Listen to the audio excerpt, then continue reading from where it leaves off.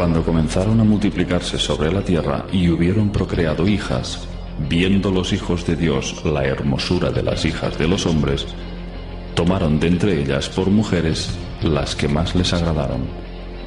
Libro del Génesis.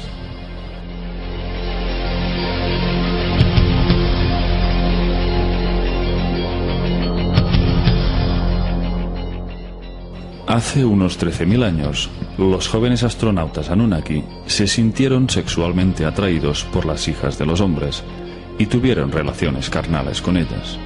En los textos se describe como el dios Enlil estaba furioso por la lujuria y el sexo que se había desatado en la tierra entre Anunnakis y seres humanos. Sus fornicaciones se escuchaban en todos los rincones y sus lamentos perturbaban el sueño de Enlil. Los Anunnaki gozaban de una existencia placentera al lado de aquella raza híbrida que se había convertido en su inseparable compañía.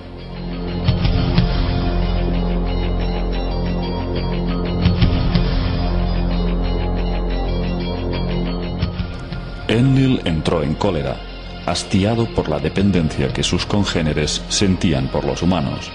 Impotente al no poder controlar la situación, exclamó: «Destruiré al habitante de la tierra que he creado y lo echaré de la faz de la tierra».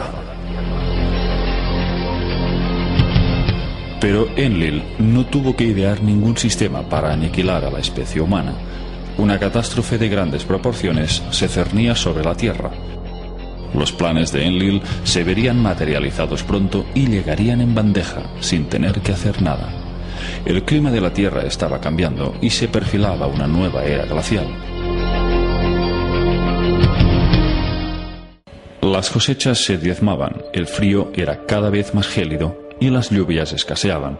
El hambre se extendió por toda la Tierra y los dioses Anunnaki, por mandato de Enlil, no ofrecieron ninguna ayuda.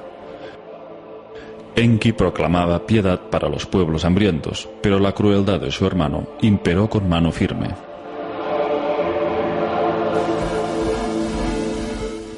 Enlil dijo: «Dejad que se mueran de hambre, dejad que sean diezmados». Y pronto llegó la confirmación de las causas que provocaban esos cambios climáticos. En una estación científica situada en el extremo de África, Enlil recibió los primeros datos de alarma. La gran placa de hielo antártica se estaba deslizando peligrosamente hacia el océano. La inestabilidad de los hielos se debía a la atracción gravitacional que ejercía el planeta Nibiru, cuya órbita se aproximaba a la Tierra como hacía cada 3.600 años, pasando entre Marte y Júpiter. En cada paso próximo ejercía unos efectos de desequilibrio terráqueo, tanto a nivel magnético como climatológico. Si en otras ocasiones se habían producido violentos terremotos, en esta ocasión el enorme casquete del Polo Sur que se había creado capa tras capa peligraba de volverse inestable. El peso de la fricción en su base provocó un calor que la atracción de Nibiru podía hacerlo tambalear. Enlil debió de sentir una gran satisfacción cuando la estación científica reveló que una vez la capa de hielo se hubiera desprendido totalmente hacia el océano, provocaría unos oleajes tan grandes que llegarían a sumergir al planeta entero bajo las aguas.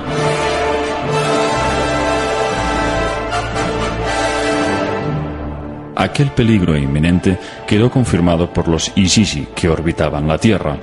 Entonces se decretó una asamblea excepcional en la que acudieron todos los mandatarios Anunnaki para trazar las pautas a seguir. La gran convocatoria tuvo lugar en Sipar, el puerto espacial. Enlil comunicó cuáles habían de ser las directrices. Ordenó que se guardara estricto silencio para que ningún ser humano supiera nada de la catástrofe que se cernía. De este modo, se lograría la total aniquilación del ser humano en el planeta. Por supuesto, Enki protestó enérgicamente y se opuso a obedecer sus órdenes, pero ante la furia creciente de Enlil, finalmente cedió y prometió guardar total silencio. Al mismo tiempo, se preparaban varias naves para partir. Los Anunnaki tampoco sobrevivirían al desastre si permanecían en tierra firme. Su plan consistía en esperar el momento exacto para abandonar el planeta y dejar que las aguas arrasaran toda forma de vida. Alrededor del año 2900 a.C., en la ciudad de Shuruppak, un hombre había sido elevado a la condición de rey. Su nombre, Ziusudra. En la versión bíblica era conocido como Noé. Enki lo había engendrado fruto de su unión con una humana, pero su paternidad se le había atribuido a Lamec, descendiente de Adapa. En el libro de Enoc se nos detalla que Matusalén había elegido una esposa para su hijo Lamec. Cuando ésta quedó embarazada, tuvo un hijo singular, que los textos describen así: su cuerpo era blanco como la nieve y rojo como una rosa floreciente, y el cabello de su cabeza y sus largos mechones eran blancos como la lana, y sus ojos eran hermosos. Y cuando abrió sus ojos, iluminó toda la casa como el sol, y toda la casa estaba resplandeciente. Después del nacimiento de Noé, Lamec corrió hacia su padre y le dijo: he engendrado a un extraño hijo, distinto y diferente del hombre, y parecido a los hijos de los dioses de los cielos, y su naturaleza es diferente y no es como nosotros. Y me parece que no ha nacido de mí, sino de los ángeles. De modo que, siendo Noé Ziusudra, hijo de Enki, éste no permitiría que fuera borrado de la faz de la tierra, y depositó en él todas sus esperanzas para salvar la semilla de la humanidad. Pero fue una experiencia espiritual lo que le hizo tomar la decisión definitiva. Una noche, Enki tuvo una visión reveladora. Se le apareció un ser llamado Ngazu, resplandeciente como los cielos, que le instruyó y le cedió una tablilla con un dibujo de una embarcación sumergible. Estas fueron sus palabras: ahora toma el lado en tus manos para que los terrestres hereden la tierra.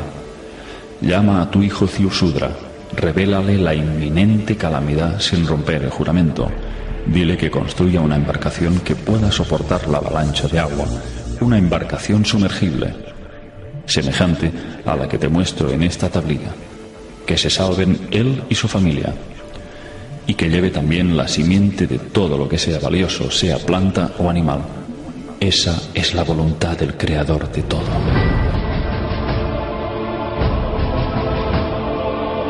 Cuando Enki despertó, vio que aquella tablilla estaba a su lado.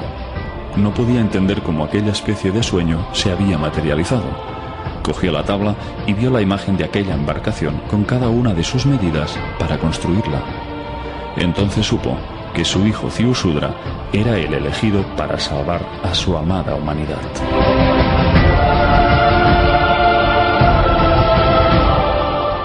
Enki entró en acción y lo hizo de una forma indirecta y sutil, penetrando en lo más hondo del subconsciente de Ziusudra, a través de sueños en los que le dio las instrucciones pertinentes para construir aquella arca que los tenía que salvar.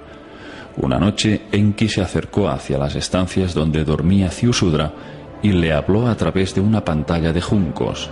Estas fueron sus palabras: abandona tu casa, construye una embarcación, renuncia a tus posesiones, salva la vida. El aparejo tiene que ser muy fuerte, la brea fuerte y espesa para que no entre el agua.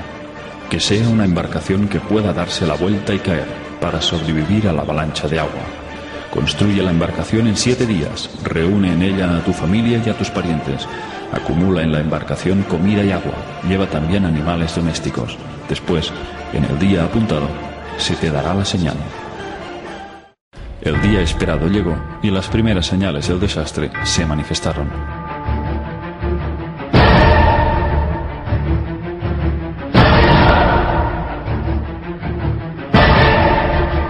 Esta es la narración literal de los textos sumerios. Con el resplandor del amanecer, una nube negra se levantó por el horizonte. La luz de la mañana se convirtió en oscuridad, como si la sombra de la muerte la velara. Después se oyó como un estruendo de truenos y los cielos se encendieron con los rayos.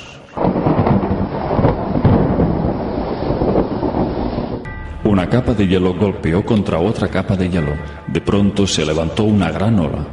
La muralla de aguas llegaba hasta los mismos cielos. Una tormenta de una ferocidad nunca vista se puso a bramar en el fondo de la tierra.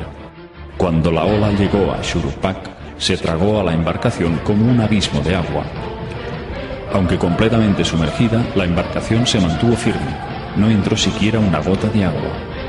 En el exterior, la ola de la tormenta tomó desprevenida a la gente como una batalla mortal. Nadie podía ver a sus semejantes, el suelo se desvaneció y solo había agua.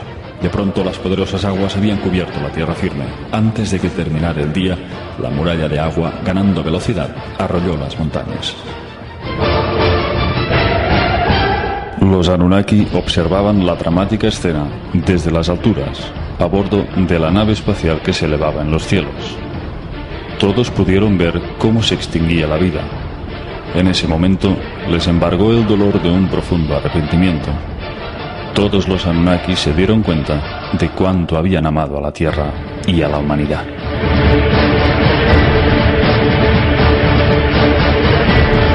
Todos lloraron, se sentaron y gritaron de impotencia y dolor. Se escuchaban los llantos de Ninhursag, Ishtar y el resto de líderes Anunnaki.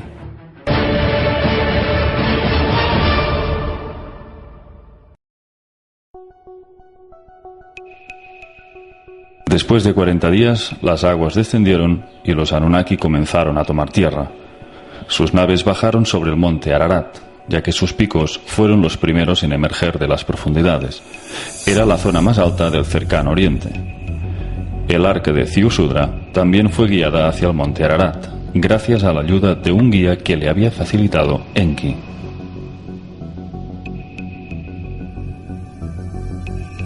Cuando aterrizó la nave de Enlil, este vio llegar a Ziusudra con su embarcación hacia el monte. Enlil estalló de ira al ver que la semilla de la humanidad se había salvado. No podía tolerar que un pequeño grupo de humanos hubieran sobrevivido. Pero Enki consiguió persuadirle. Le hizo razonar el hecho de que todos los Anunnaki necesitarían el servicio y la ayuda del hombre para reconstruir el nuevo mundo.